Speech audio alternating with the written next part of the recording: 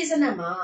system တော့ရှိတယ်ဒီ system ကိုအကောင်းဆုံးအသုံးဝင်စေဖို့နဲ့တည်မြဲစေဖို့အတွက်ဘယ်လိုလုပ်ဆောင်ရမလဲမင်္ဂလာပါ coach ဥမှာဖြစ်ပါတယ်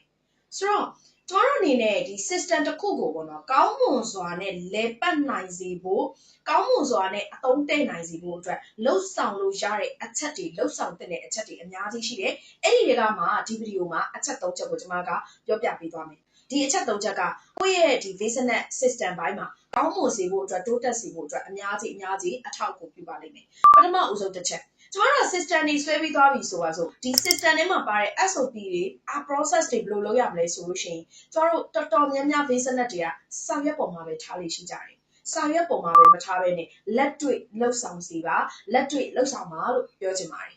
ဒုတိယတစ်ချက်ကျမတို့ကအမြဲတမ်းစောင့်ကြည့်ရမယ်စောင့်ကြည့်ပြီးသွားတဲ့အခါမှာပြုပြင်တင်တာတွေကိုပြုပြင်ရမယ်ပြင်ဆင်တင်တာတွေကိုပြင်ဆင်ရမယ်ငါတို့က business နဲ့ပတ်သက်ပြီး system ချလိုက်တယ်ဒီ system အတိုင်းပဲတသက်မှတ်ထဲသွားမယ်ကိုမထိန်ချုပ်နိုင်တဲ့ကိုဘလုံးမှမမျော်လင့်ထားတဲ့အကြောင်းအရာတွေဝင်လာပြီဆိုရင်ဒီ system ထဲမှာရှိတဲ့တချို့သော point တွေကပြင်ဆင်တင်ပြင်ဆင်ရမယ်စင်ကြင်တင်ဆင်ကြင်ရမယ်ဒါတွေကိုခေါင်းကြောမာနေလို့မရပါဘူး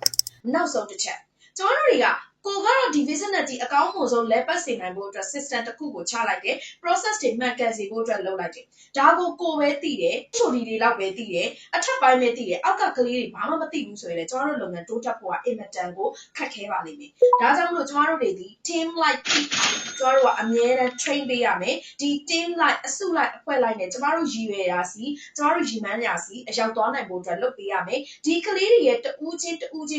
စီမှာလည်းငါတို့လုပ်ငန်းကဘယ်ကိုသွားနေတယ်ငါတို့လုပ်နေတာဘာကြောင့်လုပ်နေတယ်ဆိုတာကိုသူတို့သိအောင်ကျမတို့က clear ဖြစ်အောင်ရှင်းလင်းထားနိုင်ဖို့လိုတယ်ရှင်းပြထားနိုင်ဖို့လိုတယ်ဆိုတာလေးကိုအကြံဉာဏ်ပေးချင်ပါတယ်ကျမရဲ့မိတ်ဆွေတွေအားလုံးပဲစစ်မှန်တဲ့ရလဒ်ကောင်းတွေပိုင်ဆိုင်နိုင်ကြပါစေကျမကတော့မိတ်ဆွေတို့ရဲ့ business ကိုအခုထပ်ပို့ပြီးတော့ system ကျစေဖို့နဲ့မြန်ဆန်မှန်ကန်တဲ့နည်းလမ်းတွေနဲ့အတူအရှိကိုတစ်ဆင့်ပြီးတစ်ဆင့်ရောက်ရှိသွားစေဖို့အတွက်ဘေးနာကနေ business coaching consultation ပညာရပ်တွေအပြင် NLP ရဲ့ tools and technique တွေနဲ့ပါထပ်ပေါင်းပြီးတော့ကူညီပေးနေတဲ့လမ်းပြပေးနေတဲ့သူအဝဲဖြစ်ပါတယ်ကျေးဇူးတင်ပါတယ်